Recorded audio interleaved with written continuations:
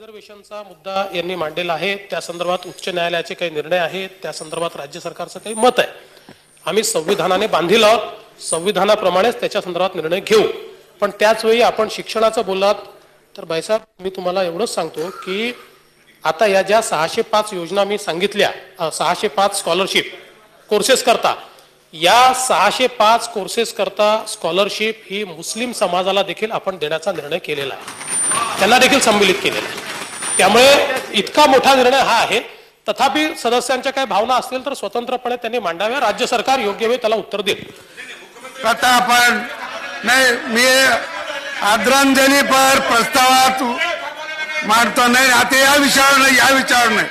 9 August हा दिवस क्रांती दिन म्हणून नाही रे, आता तरीच नाही रे, पण आता विषय चर्चेचा नाही रे, चर्चेचा नाही विषय, विषय चर्चेचा नाही, नाही रे, विषय चर्चेचा नाही, नाही रे, कशा चर्चा नाही, वेगळ्या मारते अर्थ। आता मुख्यमंत्र्यांनी उत्तर दिलं, ज्याने विषय मांडला ते शांत झाले, तुम्ही कशासाठी आता हे करताय? नाही नाही नाही रे, असं नाही। मला असं वाटतंय की आपण आता विषय घ्यायचे की नाही। अध्यक्ष महोदय, माझी सभागृहाला विनंती आहे, राष्ट्रपती आणि उपराष्ट्रपतीच्या अभिनंदनाचा ठराव आहे, तो शांतपणे झाला पाहिजे।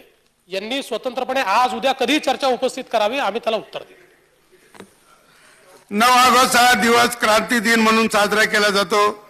त्याच दिवशी राष्ट्रपिता महात्मा गांधी यांनी मुंबईतील गोवालिया टँक मैदानावरून सन 1942 मध्ये चले जाओ आंदोलनाला झी 24 तास रहा एक पाऊल पुढे।